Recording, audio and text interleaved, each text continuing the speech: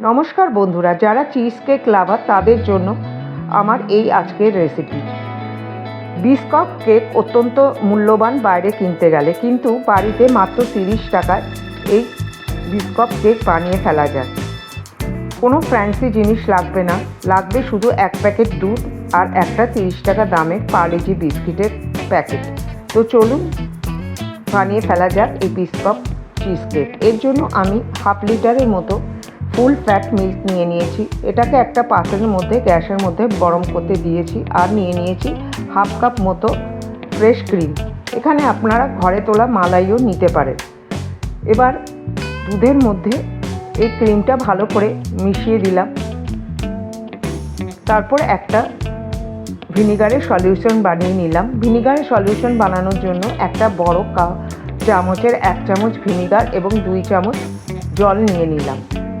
তারপরে দুধটা ফুটে উঠলে গ্যাস বন্ধ করে ধীরে ধীরে ওই ভিনিগারের সলিউশনটা এর মধ্যে দিয়ে দিতে হবে এবং একটা হাতার সাহায্যে ভালো করে নাড়তে হবে। আপনারা ভিনিগারের বদলে লেবুর রসও ইউজ করতে পারেন।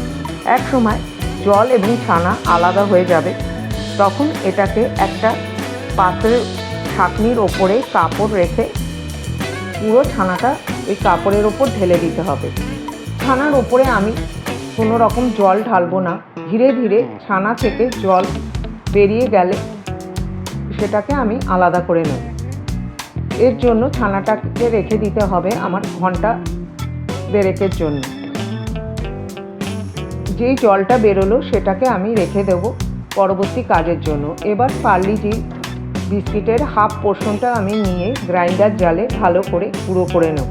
এবার একটা চিজ কেকের মোল্ড নিয়ে নেব। আপনাদের কাছে যদি চিজ কেকের মোল্ড না থাকে তাহলে আপনারা একটা কাচের পাত্র, গোল পাত্র ইউজ করতে পারেন। এবার বিস্কুটের গুঁড়োটা মোল্ডের মধ্যে পুরো ঢেলে দেব এবং হাফ কাপ মতো বাটার গালিয়ে নিয়ে ওই বিস্কুটের ওপর ধীরে ধীরে ঢেলে দেবো এবং চামচের সাহায্যে দুটো বিস্কুট এবং বাটারকে মিশিয়ে নেব। খুব ভালো করে মিশিয়ে নেওয়ার পর চামচের উল্টো দিকটা দিয়ে চেপে চেপে টিনের ওপর ভালো করে সেট করে দেব। এমনভাবে সেট করব যাতে বিস্কিটের পুরোটা সম্পূর্ণভাবে ছড়িয়ে যায় টিনের ওপরে। এইভাবে চেপে চেপে সেট করার পর আমি এটাকে ফ্রিজে রেখে দেবো 10 থেকে 15 মিনিটের জন্য। তারপরে একটা গ্যাসের মধ্যে সসপ্যান বসিয়ে 5 বড় চামচের চিনি এর মধ্যে দিয়ে দেবো এবং আগুনটা একদম লো করে দিয়ে রেখে দেবো চিনিটা গ্যাসের ওপরে। যতক্ষণ না চিনিটা গলবে ততক্ষণ এতে কোনো চামচ বা খুন্তি দেওয়া যাবে না। এইভাবে গলে সোনালি রং আসলে তারপরে একটা প্যাচুলার সাহায্যে নাড়িয়ে নাড়িয়ে পুরো চিনিটা গালিয়ে নিতে হবে। চিনিটা সম্পূর্ণভাবে গলে গেলে তার মধ্যে 2 চামচ দিয়ে দিতে হবে বাটার। বাটারটা চিনির সঙ্গে ভালোভাবে মিশে গেলে তার মধ্যে দিয়ে দিতে হবে 4 থেকে 5 চামচের মতো দুধ।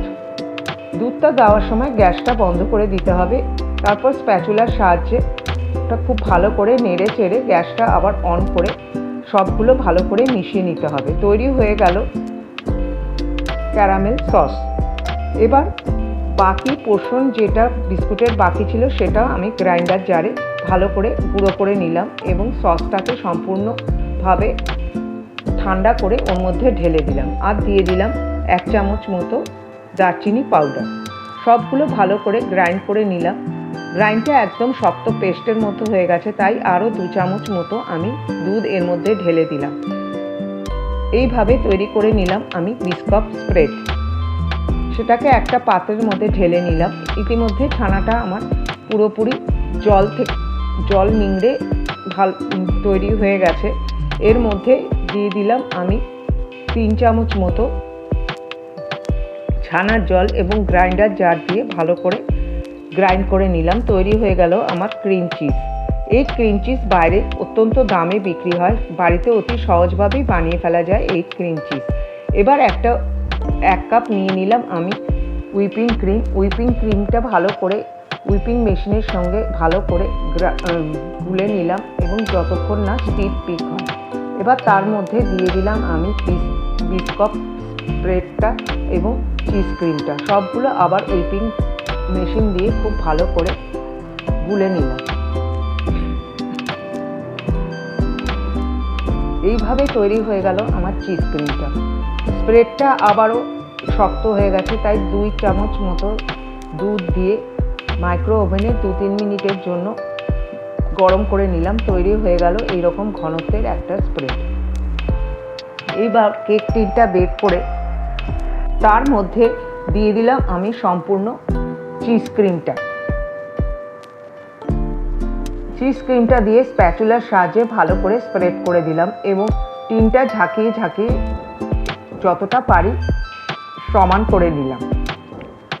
তারপরে একটা স্প্যাচুলা দিয়ে উপরে ক্রিম চিজটা ধীরে ধীরে সমান করে নিলাম। এইভাবে স্প্রেড করার পর আমি সেটাকে রেখে দেবো ফ্রিজে প্রায় 4 থেকে 5 ঘন্টার জন্য। এবার 4 থেকে 5 ঘন্টার পরে ফ্রিজ থেকে বের করে এনে বিস্কাপ স্প্রেডটা এর ওপর এইভাবে ছড়িয়ে দিতে হবে।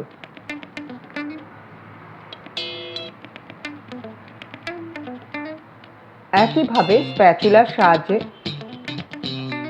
ক্রিম চিজের ওপরে এই স্প্রেডটা এইভাবে সমান করে দিতে হবে।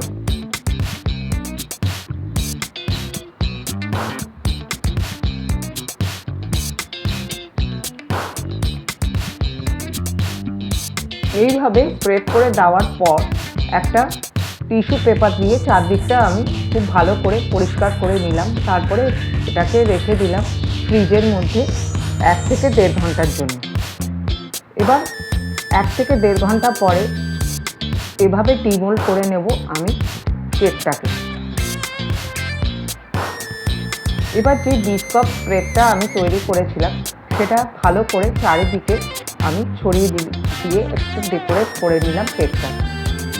এই স্টেপটা অপশনাল, আপনারা ইচ্ছে করলে নাও করতে পারেন, তবে সৌন্দর্যের জন্য এটা করলে দেখতে কেকটা খুব সুন্দর হবে।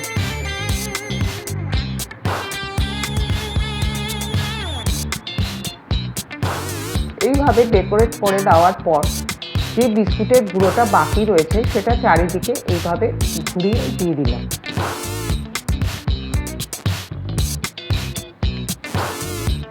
আমি আপনাদের চ্যালেঞ্জ করে বলতে পারি, বাইরে কেনা বিস্কাপ কেকের সঙ্গে বাড়িতে বানানো এইভাবে বানানো কেকের কোনো পার্থক্য আপনারা পাবেন না। একবার বাড়িতে বানিয়ে দেখবেন আর বাইরে থেকে খেয়ে দেখবেন, দুটোর মধ্যে কোনো ডিফারেন্স হবে না। দেখুন কতটা সুন্দর হয়েছে এই কেকটা। যদি রেসিপিটা ভালো লাগে চ্যানেলটা সাবস্ক্রাইব করার অনুরোধ রইল।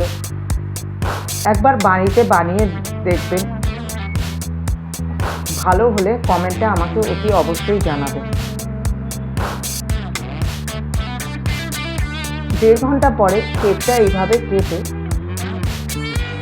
তুলে নিতে হবে একটা প্লেটে পরিবেশন করার জন্য। খুব নরম এই কেকটা, সাবধানে কেটে তুলে নিতে হবে। দেখা হবে পরের রেসিপিতে। ততক্ষণের জন্য নমস্কার। ভালো থাকবেন, সুস্থ থাকবেন।